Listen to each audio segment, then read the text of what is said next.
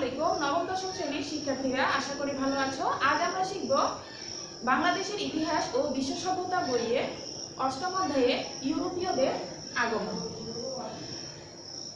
প্রাচীনকাল থেকে ভারত উপমহাদেশ, বিশেষ করে বাংলা অঞ্চল ধন সম্পদে পূর্ণ রূপকথার একটি দেশ।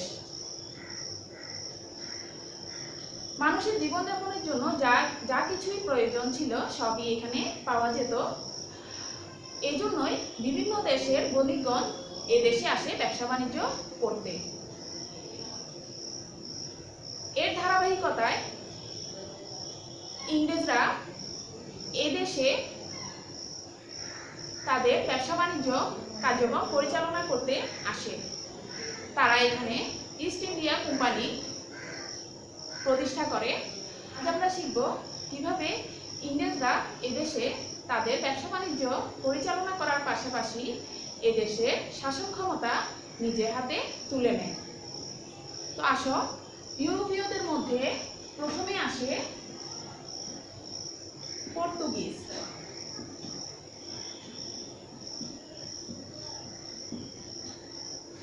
ইউরোপীয়দের মধ্যে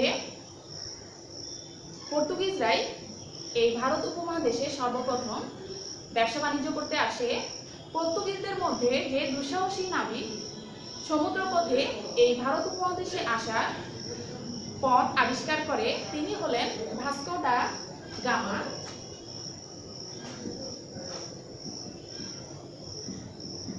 ভাস্কো দা গামা তিনি 1498 সালের 27 মে তারিখে ইউরোপ থেকে ভারতবর্ষে আসার জলপথ আবিষ্কার করেন। এর পেছনে আরেকটি কারণ আছে। 1453 সালে কনস্টান্টিনোপল নামে একটি বন্দর আছে, সেটি অটোমানরা দখল করে নেয়। এই কারণে ভারতে আসা এই জলপথটা আবিষ্কার করে 1498 সালে ভাস্কো দা গামা। পর্তুগিজরাই সর্বপ্রথম ভারতে আসে তাদের ব্যবসা বাণিজ্য পরিচালনা করতে। তারা এখানে এসে তাদের ব্যবসা বাণিজ্য সম্প্রসারণ করতে থাকে, কিন্তু তারাও বেশি দিন এদেশে ব্যবসা বাণিজ্য করতে পারেনি। বাংলার সুবাদার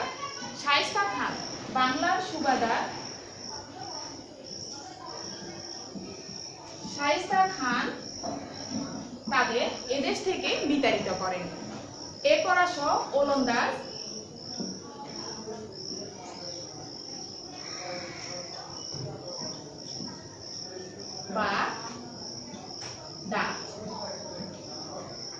ওলন্দাজরা হল্যান্ডের বা নেদারল্যান্ডের নাগরিক। তারা ডাচ ইস্ট ইন্ডিয়া কোম্পানি নামে একটি প্রতিষ্ঠান স্থাপন করে। ডাচ ইস্ট ইন্ডিয়া নামে একটি কোম্পানি স্থাপন করে। তারা 1602 সালে এখানে ব্যবসা বাণিজ্য করতে আসে, আর 1805 সাল পর্যন্ত তাদের ব্যবসা বাণিজ্য কার্যক্রম পরিচালনা করতে থাকে। কিন্তু তারপর তারাও বেশি দিন তাদের ব্যবসা বাণিজ্য করতে পারেনি, তাদেরকেও এখান থেকে চলে যেতে হয়েছে। ওলন্দাজের পর যারা এই দেশে ব্যবসা বাণিজ্য করতে আসে তা হলো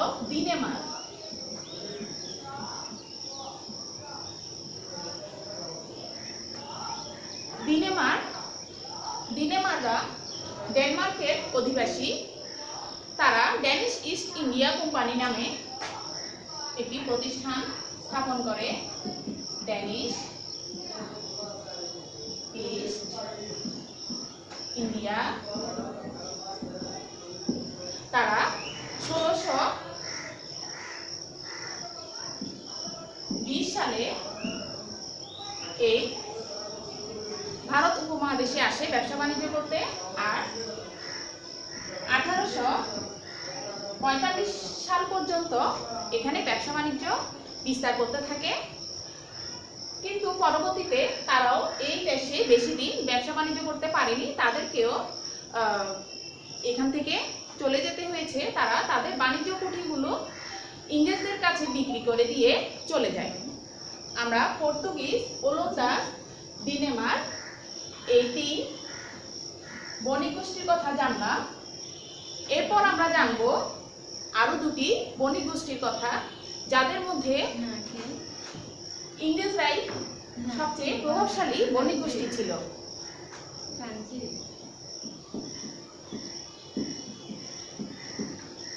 ইংরেজদের আগমন ঘটে 1600 সালে।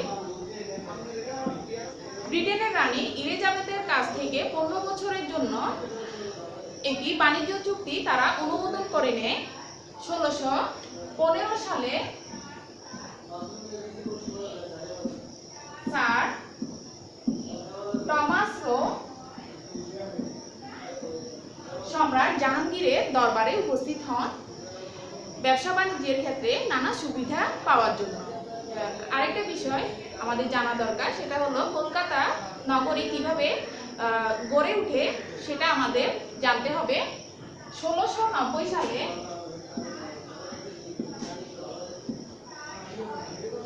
জব 4 নং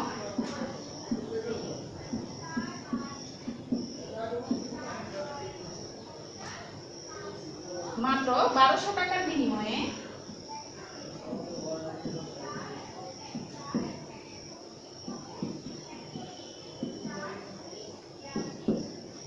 1690 সালে জব 4 নং মাত্র 1200 টাকার বিনিময়ে কলকাতা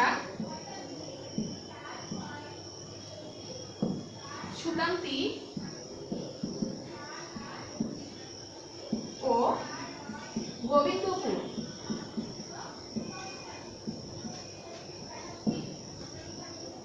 কলকাতা সুতান্তি ও গোবিন্দপুর নামে 3টি গ্রাম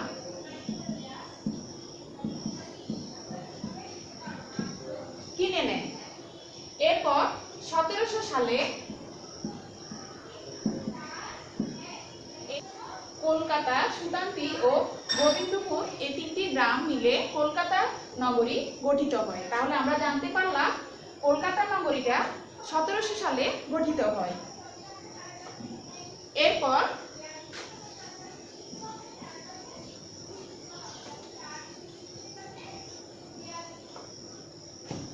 দেখো ইংরেজদের প্রভাব প্রতিপত্তি দিন দিন বেড়েই চলছে। তারা এখানে বাণিজ্য করার জন্য যে ট্যাক্স দেওয়ার কথা ছিল তাও মওকুফ করিয়ে নেয়। এক পর্যায়ে এদেশের শাসকদের দুর্বলতার সুযোগে তারা এদেশের শাসন ক্ষমতা নিজ হাতে তুলে নেয়। এছাড়াও আরেকটি বণিক গোষ্ঠী এই উপমহাদেশে ব্যবসা বাণিজ্য করতে আসে, সেটা হলো ফরাসি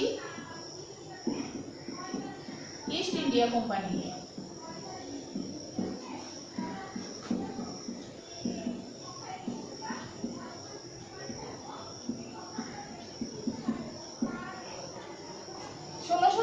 সালে এই উপমহাদেশে আসার পর তারা চন্দননগরে একটা কুঠি স্থাপন করে তাদের ব্যবসা বাণিজ্য কার্যক্রম সম্প্রসারণ করতে থাকে। এই উপমহাদেশে যারা ব্যবসা বাণিজ্য করতে আসে ইংরেজরা তাদেরই বিরোধিতা করতে থাকে।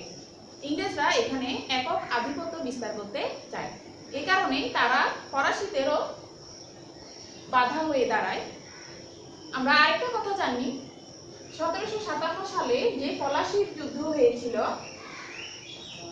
সেখানে ফরাসিরা ইংরেজদের বিরুদ্ধে এবং নবাবের পক্ষে